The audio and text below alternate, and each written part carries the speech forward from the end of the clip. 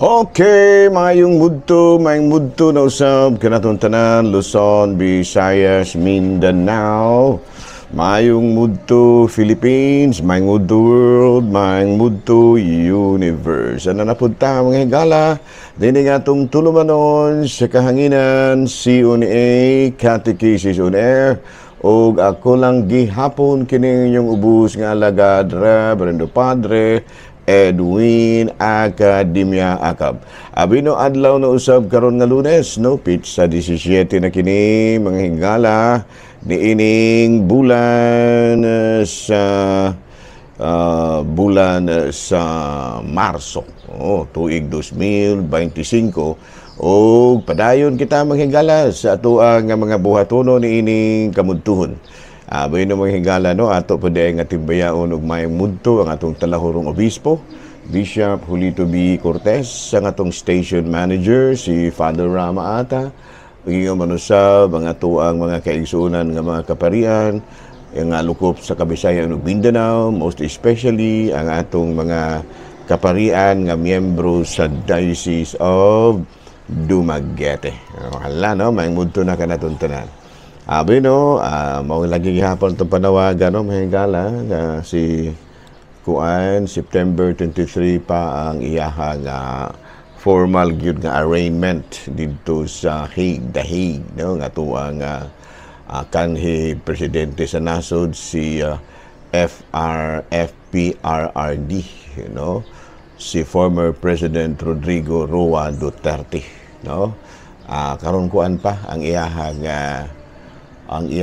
arraignment, no, formal nga arraignment, no, muna ngayon po nato mahigala ha, ato nga ang ato ang matud pa ang ato ang former president sa nasod sa Pilipinas nga mao si former president. Yan po nato nga tagaan siya man lawas, no, labi na nga tuwa siya karon dito sa nya matagaan gid siya fair trial, no, fair trial.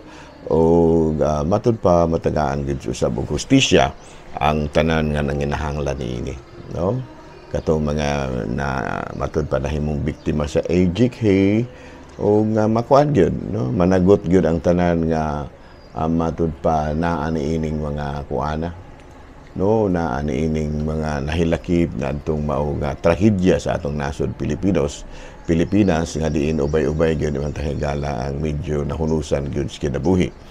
Now, of course, we are not dili gid lang yung atong ipinpoint gidayon lamang sa atong kanhi presidente ang matud pa ang maong mga panghitabo, no, tungod kay dili malagi tumahimo niya og pananglitag siya man gani, dili man pud tumahimo niya siya ron. Doon na gyud po yung mga tao usab nga matud pa naglaing mga tao nga doon na usay nahimo aron alang ni adtong mao nga problema, no, man ngayon po ra gyud nato mahigala nga aduna gyud fair trial, no. Bisan pa kung niingon kini si kanhi presidente nga matud pa niingon malagi siya nga siya ra ang managot na tanan, no, akong bahala sa inyo, pero para nako dili gyud na siya matud pa maayo kay doon naman giuban nga gihimo po nilang personal ang gihimo nilang katubang mga nagpaluyo ba sa mga krimen nga nagpanghitabo, no. Mas maayo nga ang tanan gyud, ang tanan nga adunay kalabutan sa nasangpit nga panghitabo katong EGK manubag gyud, dili kay si ang kunon ra gyud in tao ni former President Rodrigo Duterte. Ngaduna ang katong tanan nga mga nakatampo sa mao nga panghitabo katong EGK manubag usab niini, no. Matud pa naman ang ato yung ampo sa Ginoo nga matagaan gyud og fair trial ang maong kaso aron nga ang tanan nga nakatampo sa maong nga panghitabo makuan gyud kanang gitawag nato nga manubag gyud niini, no, ingon niya na. So yan po nato, no, ang atong kanhi presidente si former President Rodrigo Duterte nga tagaan siya mayong lawas ug nga masagubangan gyud usab niya kining dako kayong problema karon nga iyang natubangan gani antuan naman siya karon sa The Hague, no, dito sa may the Netherlands. Okay, no, nahala, no, may mudto na kanatong tanan na hinaot kita nga ana kitang tanan sa kapiskay sa panglawas. Sabi no ano na tamang higala sa ato ang Kinang Saint of the Day, of course, March 17 man taron ng higala. Ang ato karon nga santo, walay lain kung dili si, matod pa diri sa atong listahan, ang atong santo karon mao si Saint Patrick, no? Matud pa natawo kini si Saint Patrick ngadto 415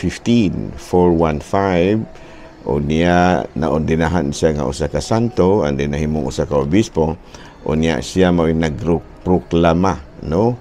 Proklama sa maayong balita ngadto sa Ireland, no? Nya he established diocesan monasteries and continually urged his people to greater holiness in God, no? So mana, no?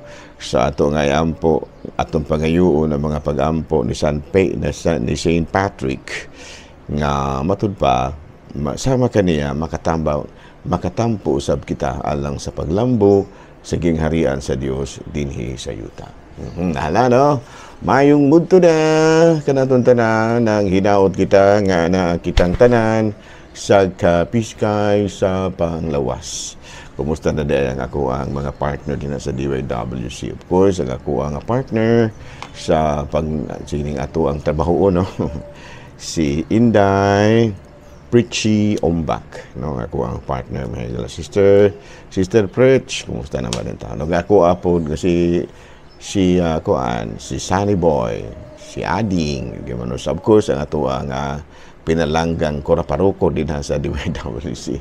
Koraparuko, no? Ang ato ang matud pa general manager din sa DYWC. Of course, ang akong mga kauban sa una sa broadcasting, no? Mga reporter, si Sister Lani, no? Si Brother Ray Gaitara, no? Of course, si Brother kining ang ato usab nga mga kaigsuunan din sa matud pa pagpanibya, no? Hala, no? Ari kita manghigala sa ato ang Saint of the Day. Hora naman tayo na ta manghigala sa kining mga pangutana. No, why do Catholics have crucifixes? Don't we believe that Jesus have risen? Don't we believe Jesus have risen? Why do we keep on keeping on the cross? Abi na may gala sa unang sulat ni San Pablo ngadto sa taga-Korinto kapitulo 1 bersikulo 23 hangtod 5. Apan alang kanamo nagsangyaw kami kang Kristo nga gilansang sa krus o kining mensahia wala kahimuti sa mga dili Hudiyo o giilang binuang sa mga dili Hudiyo. Apan alang ni adtong gitawag sa Dios, Hudiyo o dili, si Kristo mao ang gahom ug kaalam sa Dios. Kay ang giisip nila nga binuang sa Dios mas maalamon pa kaysa kinaadman sa tao. Ug ang ilang giisip nga kahuyang sa Dios mas lig-on pa kaysa kusog sa tao. Naliman ka na ng istorya ka mga higala. Kunya ko natong basahon sa unang sulat ni San Pablo nga sa taga-Korinto kapitulo 18. Kaya ang mensahe mahitungod sa kamatayon ni Kristo dito sa krus binuang alang ni adtong wala maluwas apan kanatong nagiluwas gahum kini sa Dios. Si Saint Paul preached, he knows that through the power of the crucified cross the power on the crucified cross on the cross that the bonds of sin and death are broken. The crucifix reminds us not only of God's power but also His love for us, no? Ato pa ang krusipiho nagpahinumdum kanato sa gahom sa Dios, no? Mao ka na ang gisulti diri sa unang sulat ni San Pablo kadto Korinto kapitulo 18, no? Ang krusipiho nagpahinumdum kanato sa gahom sa Dios. Natabunan man, no? O nagpahinumdum usab kini na kanato sa gugma sa Dios alang kanato. Sa Lucas kapitulo 23, sa Lucas kapitulo 9 bersikulo 23, ug miingon siya sa tanan, kung may buot musunod kinako, kinahanglang magdumili siya sa iyang kaugalingon, magpasan sa iyang krus sa tanang adlaw ug magsunod kanako. Sa Roma kapitulo 6 bersikulo 8, kung mamatay kita uban kang Kristo, gituuhan nato nga mabuhi usab kita uban kaniya. So asa man namatay si Kristo? Sa krus. So no? So dili day nato no biay-biayon ang cross sama sa gihimo sa pipila no nga matud pa nila ang cross iya sa panulangin. Dili na siya mao nga panghuna-huna no. Kay diha sa cross giluwas ni Kristo ang kalibutan. Sa Galacia kapitulo 3, mga taga-Galacia pagkabuang gayon ninyo kinsabay naglamat kaninyong unta agsasayan kuman kamo sa klaro gyud bahin sa kamatayon ni Kristo dito sa cross. Okay, no? Sa ito pa, matud pa lagi, doon na mo ginangutan nga, nabanhaw naman sa Kristo, anong cross pa maghapon ng inyong gidaladala, tungod lagi sa daghang kayong mga rason. No? Okay? Lain panguntay na, gidili ba ang pag-inom og ilimnon nga makahubog?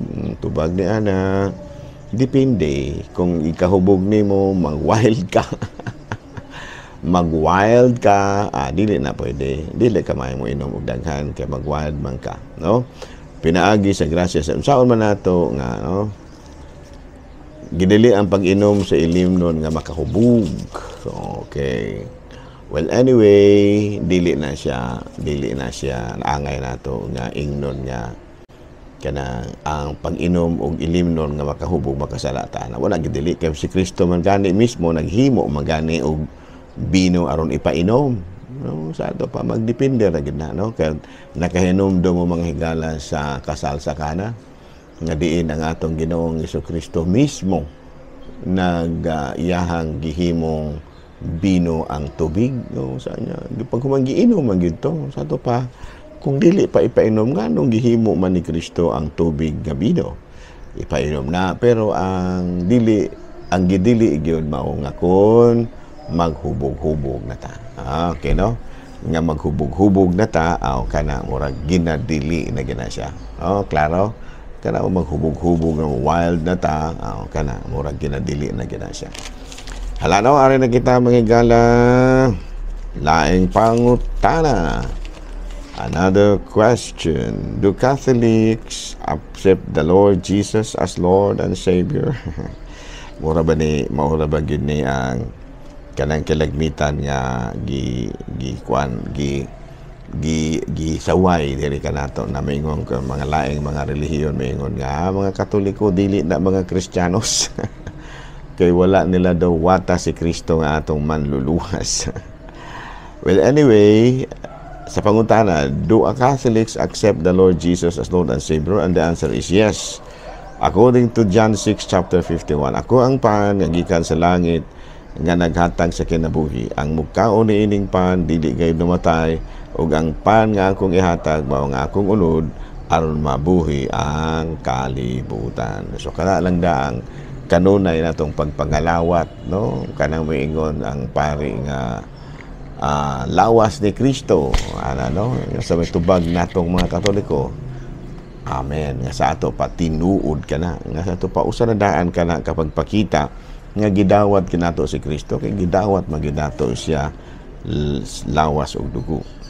Sa Roma kapitulo 10 bersikulo 9, maluwas ka kung ipahayag mo nga si Jesus mo ang Ginoo ug sa kasing-kasing mutuo ka nga gibanhaw siya ug siya ang Dios. Laing pangutana mga higala, tinuod ba nga si Jesus adunay laing igsuon gawas kang Mama Mary? Ang tubag niya na wala. So, dili na tinuod tubag no kaysa Marcos kapitulo 6 bersikulo 3 og didtoy daghang mga babae nga nagpaantaw-antaw pagtan-aw mikuyog sila kang Hesus sukad sa si Galilea ug mitabang kaniya uban kanila mao si Maria Magdalena ug si Maria nga inahan ni Santiago ug ni Jose ug ang asawa ni Zebedeo nga saan to pa ang giila di ay nila nga igsuon ni Jesus mga igagaw dili niya blood brothers and sisters. Okay, so laing Maria di ay ang inahan ni Santiago ug ni Jose no. Sa Mateo kapitulo 10 bersikulo 2 hangtod sa 4, ang mga ngalan sa napulog duha ka apostoles mao kini.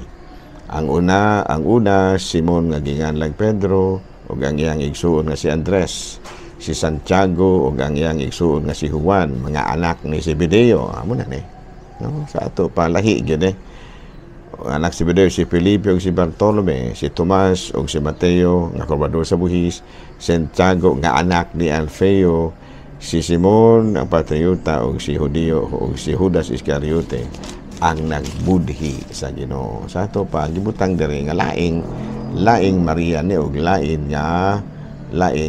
tao, no? Mga dili gini igsuon ni Kristo. Okay, no? So nahitabo kini nga si Kristo wala ang igsuon in order to perpetuate virginity of Mama Mary diha sa iyahang sabakan. Okay. Why do Catholics sa tapan alata sa laing pangutana mahigala? Laing pangutana. Father, ngano man tang gibunyagan ta nga wala man tang gi-immerse kana bang parehos ba kuno sa Biblia nga gikuan gyud kana bang gilunod gyud kita ba? But anyway, sa Didache o kini bitang written tradition, no? Kining Didache mao kini ang nasulat. The procedure for baptizing is as follows. After repeating all that has been said, immerse in running water in the name of the Father and of the Son and of the Holy Spirit. If no running water is available, immerse in ordinary water. No, if either is applicable, then pour water 3 times on the head in the name of the Father and of the Son. Ato pa gitudlo gini sa Didache nga kung daghang tubig o di ato pong i-immerse ginagmay, no? Pero walay tubig, bubuan na lang, no? Kay panalitan adto ta mamunyag kapilya mo nang abang nga laing pagtulunan mangadto gina silang dagat kay mutuman dayon gyud kuno sila kun unsay naandan. O nya kay didto man bunyagi si Jesus sa Jordan, mangadto po dayon mong Jordan. Kay mutuman magginagay mo ato pa kay didto man bunyagi ang atong Ginoong Hesukristo sa suba sa Jordan, muadto po dayon mo sa suba sa Jordan. Dili, no? Kay sa Ezekiel kapitulo 36 bersikulo 25 at 27, buan ko kamog limpyog tubig ug malimpyo kamo sa tanan kahugawan, lakip sa inyong Dios. Hatagan ko kamog bagong kasing-kasing ug bagong espiritu ug kuhaon ko ang inyong matig-a nga kasing-kasing ug ilisan ko kasing-kasing nga masinugtanon. Ibutang ko sulod kaninyo ang akong espiritu ug himuon ko kamong masinugtanon sa akong gimbutan ug mga lagda. Oh, klaro. Sa ito pa sige butang dere sa Ezekiel chapter 36 by 25-27. Buan ko kamog limpyong tubig ug malimpyo kamo sa tanan yung kahugawan. No, buo. Practical pod gyud. Upan nalitag mamunyag daita didto sa kapilya sa Iniba. Mangita pagutag running water o water nga lalong dili na kinahanglan. Ang buhaton is bubuan na lang munay kanang gitawag og buo ba pouring water in the forehead. Okay? Bueno, dinhi na lang una kita kutob. Kulang gihapon kini yung ubos nga lagad. Reverendo Padre Edwin Academia Akab manamilit na usab kaninyo o manalangin kanato ang Dios kamo kagahong tanan, Amahan, Anak, Espiritu Santo. Good noon, Pilipinas.